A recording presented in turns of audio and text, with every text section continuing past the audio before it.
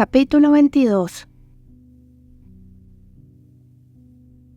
Nicholas aún no se explicaba por qué se había ofrecido a acompañar a Madeleine al museo. No lograba comprender cómo había sido capaz de olvidar todo el dolor que aquella mujer le había causado en el pasado y mostrarse incluso amable, tan amable como para llevarlo a un lugar en el que ella deseaba estar. Como si a él le importase una ardita el interés que pudiera tener en ese o en cualquier otro asunto. Como si no tuviera mejores cosas que hacer que perder una mañana entera en su compañía, dejando de lado tareas mucho más importantes. Pensó en Morgan Haggard, conde de Easton, siempre tan meticuloso y embebido en los asuntos del imperio que le costaba imaginárselo en una situación similar a la que él vivía en esos instantes, encerrado en un carruaje con esa mujer tan estirada y callada como una de las estatuas que no tardaría en contemplar. No. Haggard jamás se habría dejado seducir por su indudable encanto, y desde luego jamás habría sucumbido a sus malas artes. Esa línea de pensamiento lo puso de mal humor, de peor humor para ser más precisos, porque nada más despertarse y recordar lo que debía hacer en las siguientes horas, ya le había agriado el talante. Se había mostrado huraño en el desayuno, y hasta su hermano Howard se había atrevido a bromear sobre el asunto. Y ahí estaba ahora, llegando a su destino en Great Russell Street.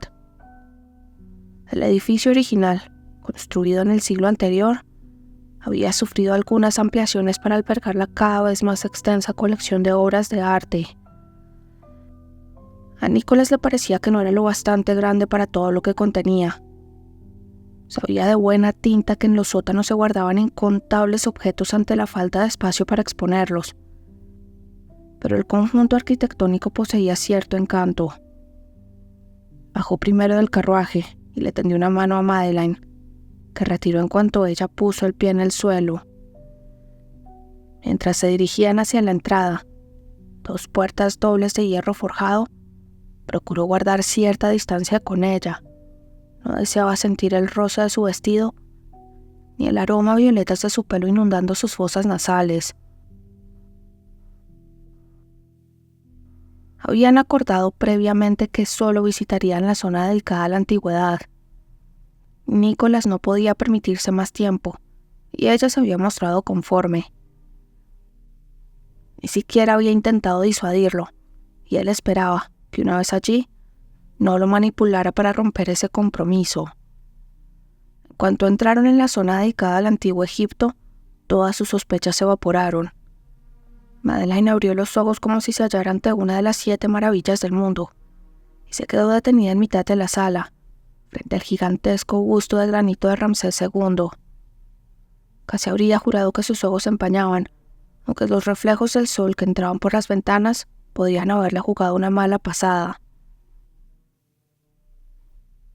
«Es magnífico», susurró ella a nadie en particular. Sin duda alguna. «¿Ya lo habías visto?»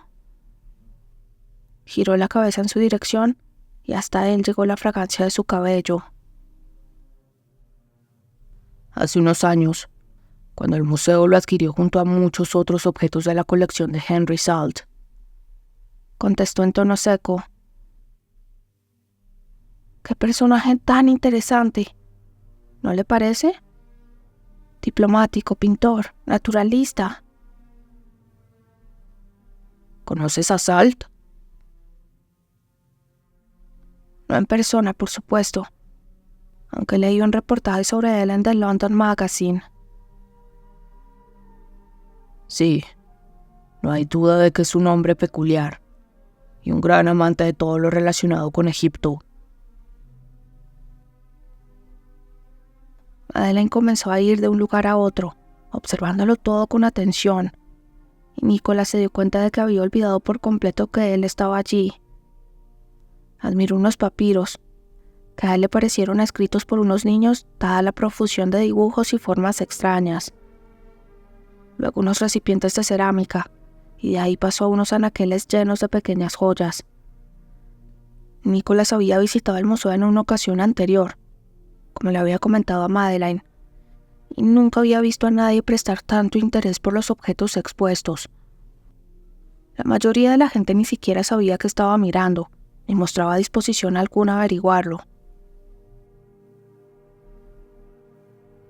Por fin quedaron frente a la piedra de Rosetta, un pesado bloque de granito grabado y apoyado sobre un soporte metálico. Entonces Madeleine hizo algo que lo dejó momentáneamente sin palabras. Se quitó uno de los guantes y con sus delicados dedos recorrió los símbolos grabados como si acariciara las alas de una mariposa.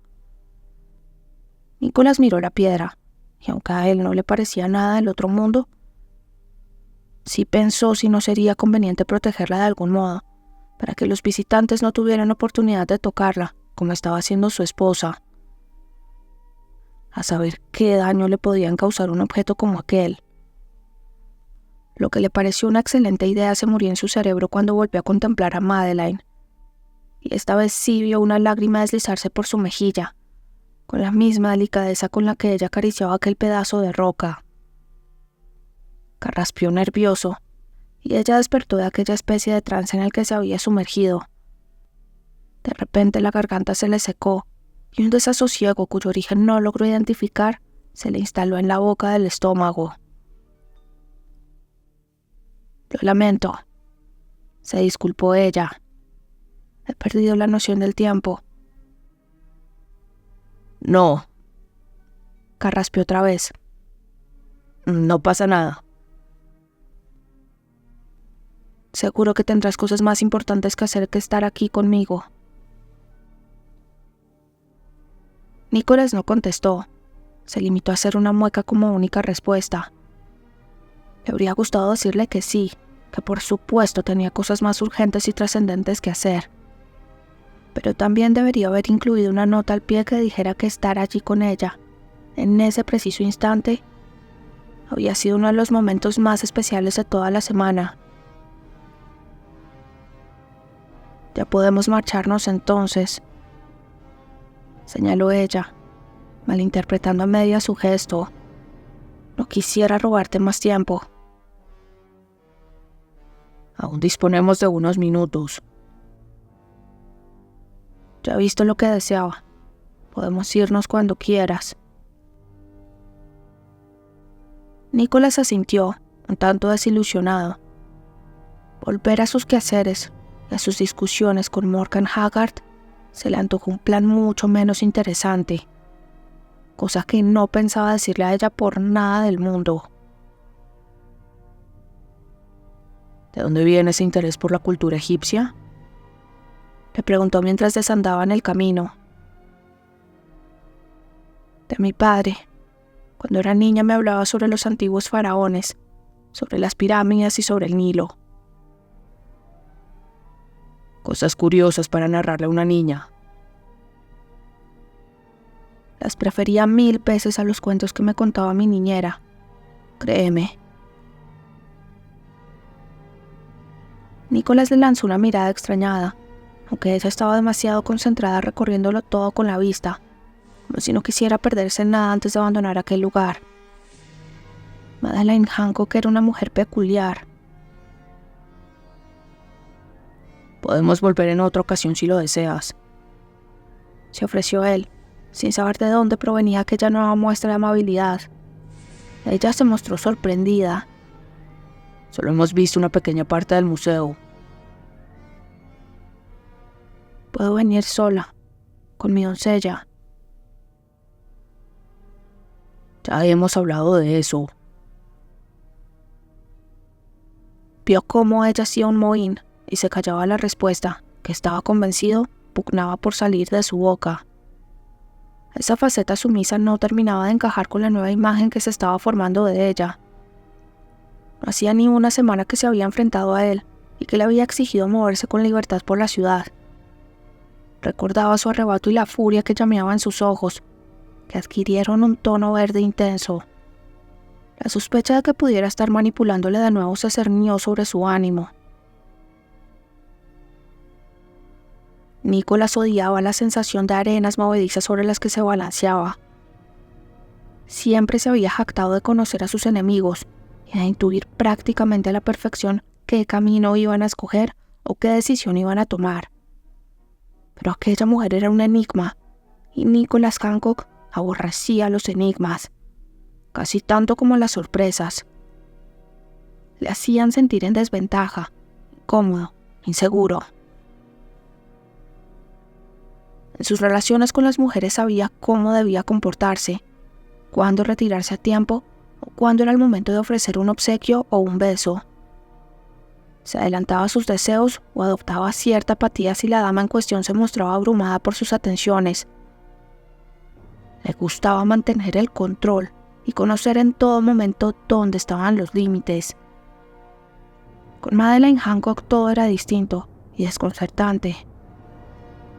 Ya lo había sido una vez, más de una década atrás, y en ese momento la sensación era más acusada. En el carruaje, de vuelta a la mansión Sedgwick, llegó a la conclusión de que había cometido un grave error al hacerla venir a Londres con tanta antelación. Decidió que hablaría con su cuñada para que la llevara a la modista, le tomara medidas y pudiera regresar a Herefordshire. Con que regresara un par de días antes de la fiesta, para confraternizar un poco con los miembros de la familia sería suficiente. Para entonces su vestido estaría listo, con tiempo suficiente si debía hacerse algún retoque. Sí, eso sería lo mejor. Ahora tenía que encontrar el modo de decírselo sin que se ofendiera. No deseaba tener que regresar a buscarlo otra vez a Blackrose Manor. En Falmouth, Sir Lawrence extrañaba a Madeleine y añoraba a los muchachos. Por fortuna, estos no tardarían en regresar para las vacaciones de verano, pero no sabía cuándo volvería ella. En los últimos años se habían convertido prácticamente en una familia, y no podía dejar de lamentar que eso hubiera ocurrido en la recta final de su vida. Siempre había sido un hombre con tendencia a la melancolía, un solitario que disfrutaba de sus pequeños placeres y que se mantenía discretamente al margen de cualquier lazo afectivo que pudiera rozarle. Había echado mucho de menos a su familia, y en especial a su esposa, en los primeros tiempos. Pero luego se había acostumbrado a su soledad, y había llegado a acostumbrarse tanto a ella que incluso le resultaba molesto recibir invitaciones a eventos que no le despertaban ningún interés. Se esforzaba en acudir a alguno de ellos, incluso sin ganas, porque tampoco inspiraba en convertirse en un ermitaño, pero regresaba a su hogar en cuanto consideraba que había cumplido con las normas básicas de cortesía. Pero con Madeleine y los chicos, todo era distinto. Todo había sido distinto desde el inicio. Tal vez porque él ya comenzaba a sentirse mayor y a echar de menos cosas que nunca había tenido, como hijos o nietos. No lamentaba en absoluto todos los cambios que esas personas habían llevado a su vida, y cuando echaba la vista atrás, recordaba los años transcurridos hasta entonces como una nebulosa grisácea y sin forma. Le encantaban las charlas semanales con Madeleine, las reuniones para hablar de negocios, las cenas familiares con los chicos o las pequeñas escapadas por la zona. De hecho, había sido él quien los había acompañado al King's Edwards para matricular primero a Jake y luego a Elliot. El director había supuesto que él era el abuelo de los muchachos, y Sir Lawrence no lo había sacado de su error. Lo más curioso, sin embargo, fue que ellos tampoco lo hicieron, como si aquel papel le correspondiera por derecho propio, aunque no compartieran apellido. Cada semana sin falta recibía carta de Jake y Elliot. El primero se extendía y le narraba todos los detalles de su vida en la escuela, desde las clases a los compañeros, la comida o los deportes. Elliot era mucho más escueto. Un par de párrafos a lo sumo en los que condensaba toda la información que consideraba relevante. Era su primer año lejos de Blackrose Manor, y posiblemente aún no había encontrado su sitio. Recibir aquellas cartas suponía la diferencia entre un buen día y una jornada magnífica, y no le daba apuro reconocerlo. Esa mañana, sin embargo, la carta que llegó en el correo provenía de Londres, y reconoció la letra de inmediato. La abrió con cierto nerviosismo, rasgando el sobre, y con él un pedazo del papel que contenía. Se maldijo y se obligó a conservar la calma. Conocía las circunstancias en las que Madeleine había viajado a la ciudad, y ansiaba saber si se encontraba bien, si aquel energúmeno que tenía por esposo la trataba con respeto. En caso contrario, no le costaría ningún trabajo desempolvar sus pistolas de duelo, aunque fuese lo último que hiciese en la vida. Cuando leyó las primeras líneas, respiró tranquilo. El tono era relajado y la información que contenía bastante inocua. Le hablaba de algunos miembros de su familia política, aunque solo del género femenino, y de un par de salidas que había hecho por la ciudad. Le alegró comprobar que al fin había podido contemplar la piedra Rosetta, y le conmovió el modo en que ella le narró todas las sensaciones que aquella visita le había causado. Se regocijó al descubrir que había sido el propio conde de Sedgwick quien la acompañara ese día. Al parecer no había efectuado más salidas, un hecho que le resultó harto extraño. Justo el día antes de su partida le había estado explicando todos los lugares que quería visitar, una lista que a él se le antojó inabarcable. Aunque claro está, ella era joven y estaba llena de vitalidad y energía. Cerró la carta con cierta desazón, intuyendo que Madeleine no le había explicado todos los pormenores de su estancia en la ciudad. Sin detenerse a pensar, tomó papel y pluma y comenzó a redactar su respuesta.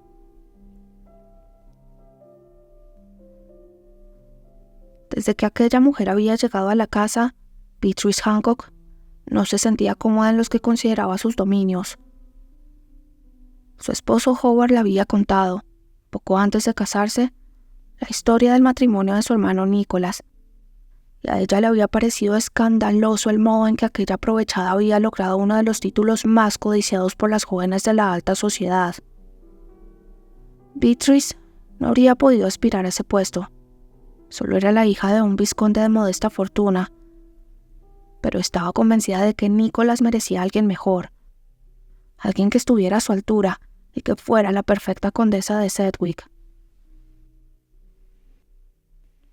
Por todo ello, no le desagradaba el papel que se veía obligada a interpretar con Madeleine Hancock, recordándole quién mandaba en la mansión y cuáles eran sus obligaciones.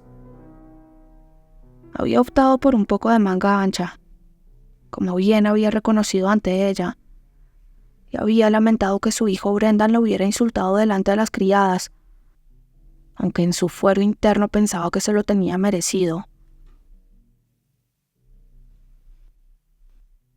Esa mañana, Nicholas la había puesto al corriente de sus nuevas intenciones con respecto a Madeleine, y acudió a la alcoba que le había asignado al final de uno de los pasillos secundarios, una de las estancias más modestas de la casa. Al principio estuvo convencida de que se negaría a ocuparla, y que exigiría algo más acorde a su estatus social, pero para su sorpresa, no emitió queja alguna. Ya llevaba más de una semana allí, y parecía conforme con las disposiciones que se habían tomado. Dio un par de golpes a la puerta, y la doncella, la señorita Foster, le abrió la puerta. Vio a Madeleine sentada junto a la ventana con un libro entre las manos. Había varios ejemplares por la habitación, un par encima de la cama, otros dos sobre la repisa de la chimenea y algunos más formando una columna desigual sobre el secreter de caoba. ¿Para qué necesitaba tantos libros? ¿Qué esperaba encontrar en ellos? Necesito hablar unos momentos con Lady Sedgwick, le dijo a la doncella, que se retiró obediente tras hacer una pequeña reverencia. Solo entonces la mujer se levantó. Durante unos breves instantes Beatrice no pudo dejar de contemplar su belleza serena, el óvalo perfecto de su cara, aquellos ojos verdosos y llenos de vida, y el cabello castaño y brillante recogido en un gracioso moño. Reparó en un par de rizos que su doncella había dejado sueltos y que enmarcaban su rostro sin mácula, y no pudo evitar una pizca de envidia. Beatrice no se consideraba una mujer poco agraciada, aunque sí un tanto insulsa. No tenía la fortuna de contar con ningún rasgo memorable, ni siquiera con una pizca de ese magnetismo que parecía rodear a aquella advenediza que guardaba paciente sus palabras. «Mañana iremos a la modista para que le tome medidas», le informó, con un tono de voz tan neutral que hasta a ella se le hizo arena en la boca. «Te lo agradezco, Beatrice, pero no es necesario». Odiaba que la tuteara, como si fuese familia, pero tampoco tenía ganas de montar una escena por algo tan baladí. En unos días se habría marchado de allí, y tras la fiesta con el rey, no volverían a verse. Con suerte, jamás. Es consciente de que el rey de Inglaterra estará presente en el evento al que debe asistir, ¿verdad? Por supuesto. Es la única razón por la que estoy aquí. Beatrice creyó detectar un suspiro tras esa frase. Necesitará un vestido acorde a la ocasión. Ya lo tengo. Un vestido nuevo, puntualizó con cierto deje impaciente en la voz. ¿Acaso piensas que acudiría a un acto de esa magnitud con un vestido usado?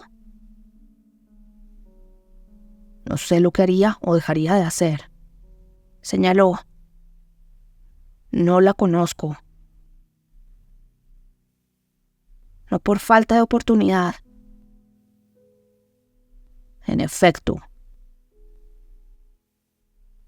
Soy muy consciente de la moda que se luce en Londres, y mi vestido estará a la altura. Permítame que lo dude. Llevo ya unos días aquí, y has tenido la oportunidad de observar varias de las prendas que he utilizado. ¿Consideras que son dignas de alguien de mi posición? Beatrice contempló la pieza que lucía ese día. Un vestido verde pálido, con un lazo en un tono más oscuro y un ribete de pequeñas florecillas en el mismo color que adornaban el cuello y el borde de las mangas. La confección parecía de primera calidad, igual que las telas, lo mismo que los otros que ya le había visto usar. No tengo queja al respecto, se limitó a decir, sin hacer ninguna concesión. Pero pasear por aquí no es lo mismo que asistir a un evento de esas características. Lo más sensato es acudir a alguna profesional. Ya tengo modista, Beatrice. ¿En Londres? ¿Es necesario ser londinense para hacer un trabajo de calidad? Alzó una ceja y Beatrice se mordió los carrillos.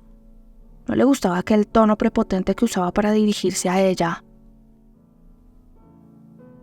Supongo que no, pero hay que conocer las últimas tendencias en cuanto a moda. Mi modista está al corriente. Saldremos a las 10. Le ruego que sea puntual. Beatrice se estaba cansando de aquel diálogo que no conducía a ningún lugar. Eres muy amable. Empleó el mismo tono que ella usaría para hablar con sus hijos, y le resultó ofensivo. Pero te repito que no es necesario. Beatrice le sostuvo la mirada, con unas ganas tremendas de soltar una reprimenda, como haría con cualquiera de las criadas de la casa. Ahora ya puedes ir a contárselo a Nicholas, añadió Madeline, que volvió a ocupar el sillón frente a la ventana y retomó la lectura. Es usted insufrible. espetó con rabia. Sentía las palabras borbotear en su garganta, buscando una salida. Un modo de herir a aquella revista que la ignoraba por completo, pero no se permitió pronunciar ninguna. Si de algo se jactaba Beatrice Hancock, era de ser una mujer con un férreo control sobre sus emociones, y no iba a permitir que la vencieran en su propio terreno. Con las mandíbulas tan apretadas que oyó rechinar sus dientes, se dio la vuelta y salió del cuarto.